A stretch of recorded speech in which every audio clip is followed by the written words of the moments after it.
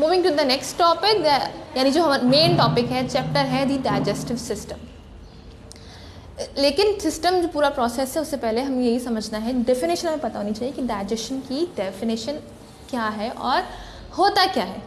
Digestion basically हमने शुरू में बताया था कि आपने जो भी आपने इनटेक किया उसको स्मॉलर मॉलिक्यूल्स में आपने उसको ब्रेक डाउन करना है, क्योंकि हम जो कुछ ले रहे होते हैं वो उसका साइज़ काफ़ी लार्ज होता है और सेल्स नेकेड आई से नहीं दिखते। अब वो जो आपने एनर्जी ले तो ली है लेकिन वो सेल्स तक पहुंचेगी कैसे, उसके लिए हम क्या प्रोसेस होता है, डाइजेशन होता है।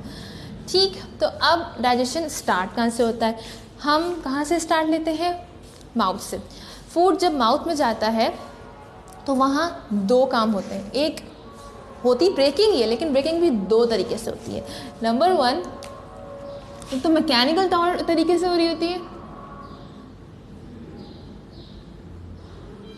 जो कि टीथ करते हैं हमारी grinding the food. Secondly chemical होती है। अब केमिकल कैसे होती है ये ज़रा समझने वाली चीज़ है। ये होती है एंजाइम्स के ज़रिए।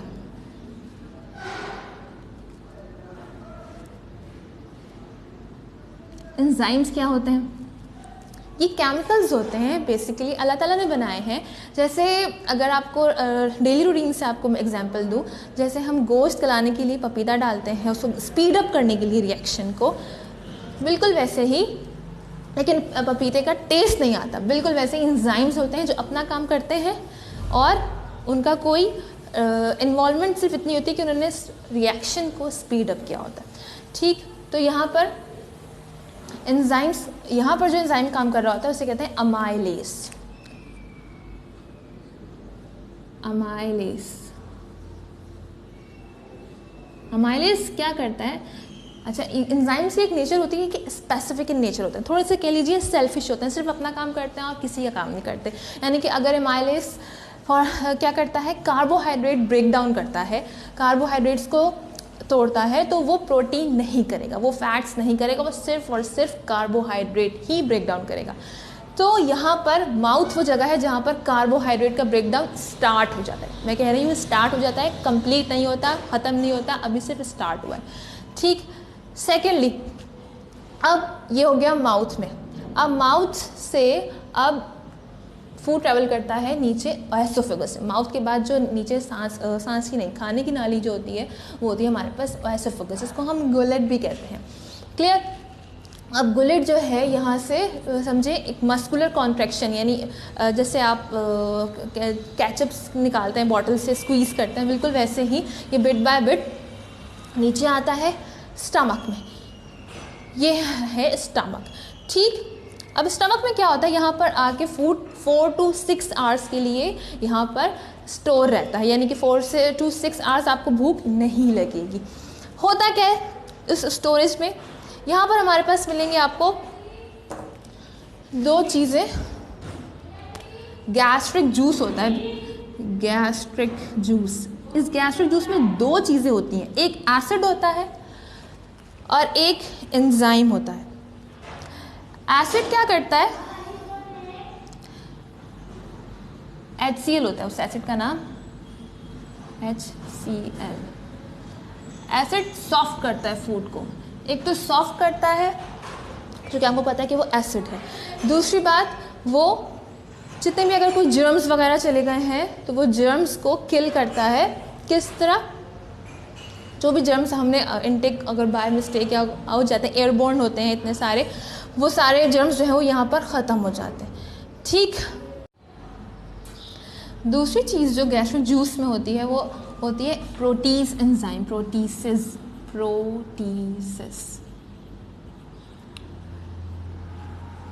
As the name indicates, proteases ये डाइजेस्ट करता है प्रोटीन को। प्रोटीन अमाइनो एसिड में टूटता है, अमाइनो एसिड्स। ठीक, तो गैस्ट्रिक जूस, स्टमक में क्या हो रहा है, गैस्ट्रिक जूस रिलीज हो रहा है। गैस्ट्रिक जूस में क्या दो चीज़ें हैं, HCl है और प्रोटीसिस एंजाइम है। ठीक, आपने एक चीज़, कॉमन चीज़ नोट करें, एज जहाँ आ रहा है वो है एंजाइम। ठीक, अब चलते हैं आगे। अब 4 से 6 घंटे के बाद क्या होता है, ये गैस्ट्रिक जूस से वही स्क्वीज होता है फूड स्मॉल इंटेस्टाइन। कहाँ होता है? स्मॉल इंटेस्टाइन में। यहाँ पर आकर फाइनल डाइजेशन होती है हर तीनों चीज़ों की, फैट्स की और फैट की, कार्बोहाइड्रेट की, प्रोटीन की। लेकिन फ़ैट वो डाइजेस्ट करता कौन है? यहाँ पर दो चीज़ें हैं, यहाँ पर भी दो चीज़ें हैं। एक, गॉल ब्लैडर से हमारे पास आता है बाइल जूस। बाइल कहाँ से आता है? ये आता तो गॉल ब्लैडर से है, लेकिन इसे बनाता है लिवर। लिवर बनाकर स्टोर करवा देता है गॉल ब्लैडर के पास, और वहाँ से ये आता है स्मॉल इंटेस्टाइन के पास। ठीक, बाइल क्या करता है? फैट करेगा, फैट्स डाइजेस्ट करेगा, इम्यूल्सिफाई कहते हैं उसको, ब्रेक डाउन करेगा। इम्यूल्सिफिकेशन, फैट्स की जो ब्रेक डाउन होती है बेसिकली उसे कहते हैं इम्यूल्सिफिकेशन। इम्यूल्सिफिकेशन, ठीक। इम्यूल्सिफिकेशन यहाँ पर हो गई हमारे पास बाइल, फैट की ब्रेकडाउन स्टार्ट। उसके बाद बाइल के साथ ये है हमारे पास पेनक्रियास। पेनक्रियास यहाँ पर 3 एंजाइम्स सीक्रेट करता है, 3 अलग अलग एंजाइम्स, ठीक है। वो तीनों का काम क्या होता है? वो जो बची कुची डाइजेशन रह गई है, ब्रेकडाउन रह गया है फैट का, कार्बोहाइड्रेट का, प्रोटीन का, वो सारी डाइजेशन जो है वो आके हो जाती है स्मॉल इंटेस्टाइन में। एक जो ख़ास बात है स्मॉल इंटेस्टाइन की, वो क्या है? इसका स्ट्रक्चर। ये जो पूरा स्मॉल इंटेस्टाइन है, यहाँ इसकी इनर वॉल पर होते हैं विलाई। क्या होता है? विलाई। इसका स्ट्रक्चर बहुत थोड़ा समझने वाला है। यहाँ पर होती हैं फिंगर लाइक प्रोजेक्शंस, जिनको नाम दे दिया है विलाई का। ये क्यों होती हैं? क्योंकि स्मॉल इंटेस्टाइन वो जगह है जहाँ पर सारा फूड जो होता है वो डाइजेस्ट हो चुका होता है, उसकी कन्वर्जन हो चुकी होती है। अभी हम बताएंगे कि किस फॉर्म में वो कन्वर्ट होते हैं, लेकिन पहले विलाई को समझ लेते हैं। अब फिंगर प्रोजेक्शन का क्या फ़ायदा होता है? मैंने बार बार आपको बताया कि surface area increase. Surface area कैसे इंक्रीज़ होता है? अगर कोई चीज़ ऐसी है और एक चीज़ है इसके पास ज़्यादा साइड्स हैं इसके मुकाबले में, इसके पास सिर्फ 2 है, जबकि इसके पास 1 2 3 4 5 6 है। तो क्या होता है? स्मॉल इंटेस्टाइन में जब फूड डाइजेस्ट हो जाता है तो उसको ब्लड में जाना होता है। ब्लड से फिर वो, क्योंकि उसने लिवर के पास जाना होता है और लिवर फिर उसे डिसाइड करता है कि वो कहाँ, उसका किसके साथ क्या होगा।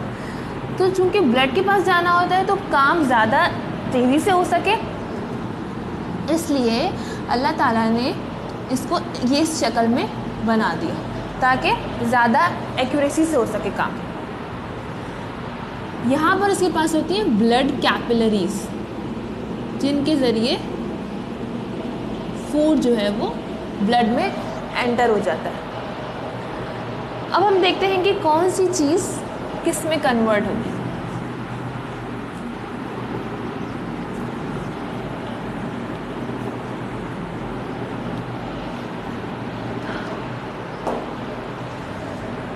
ये कार्बोहाइड्रेट है,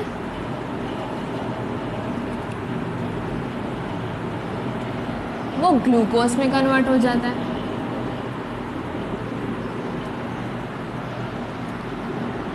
जो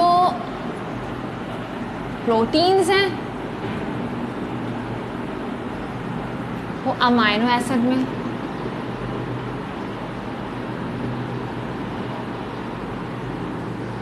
जो फैट्स हैं वो फैटी एसिड या ग्लिसरॉल।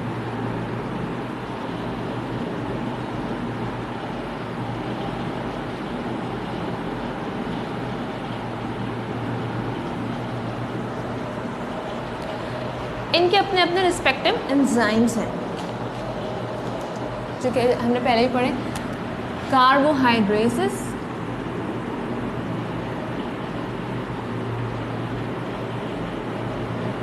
इस एंजाइम ने ग्लूकोज बनाया प्रोटीन पे एक्ट करते हुए, प्रोटीसेस ने प्रोटीन को डाइजेस्ट किया, और फैट्स के लिए हमारे पास एंजाइम है लाइपेज।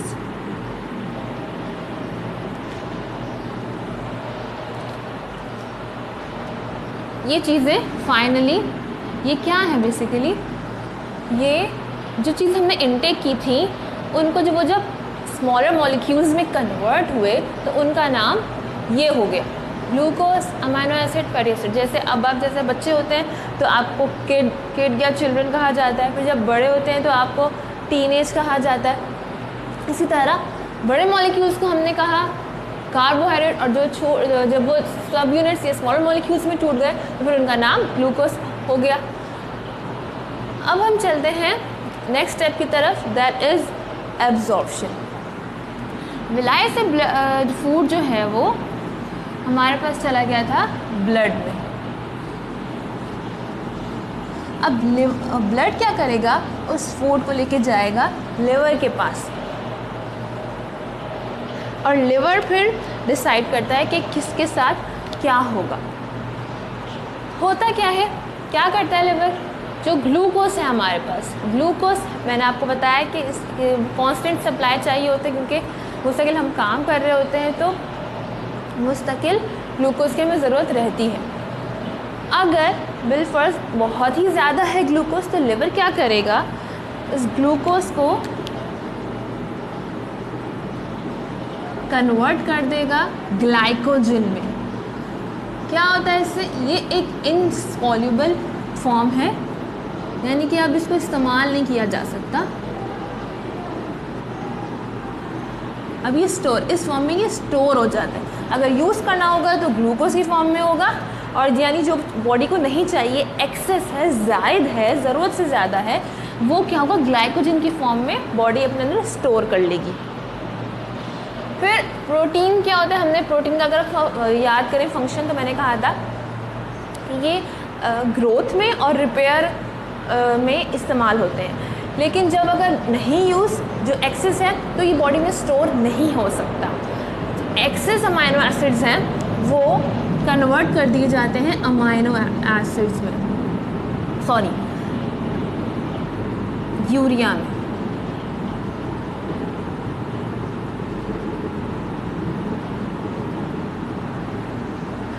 और फैट्स की तो ज़रूरत ही बहुत, स्मॉल इंटेस्टाइन में फूड आ गया था और यहाँ से विलाय में चला गया था। अब जो अनडाइजेस्टेड फूड है, अनडाइजेस्टेड फूड आएगा हम लार्ज इंटेस्टाइन में। लार्ज इंटेस्टाइन में क्या होता है, जो वाटर और मिनरल्स हैं वो एब्जॉर्ब होते हैं। ठीक, यहाँ पर बाकी सारी चीज़ें एब्जॉर्ब हो गई थी, कार्बोहाइड्रेट वगैरह। लार्ज इंटेस्टाइन में क्या होगा, वाटर और मिनरल सॉल्ट्स एब्जॉर्ब होंगे। लार्ज इंटेस्टाइन में water and mineral salts.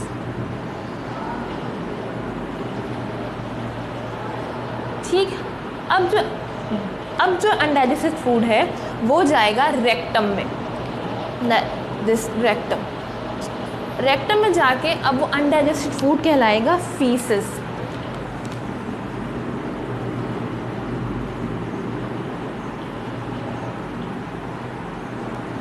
Faeces, ठीक, और जब तक वो बॉडी में स्टोर रहेगा वो फीसेस ही कहलाएगा। फिर वो एनस के थ्रू, दैट इज़ ओपनिंग जो हमारी बॉडी के जहाँ से वो फेसेस बाहर आता है, उस ऑर्गन का नाम है एनस। ठीक, hope you have understood the whole topic. Now will meet in the next topic इंशाल्लाह। Thank you very much.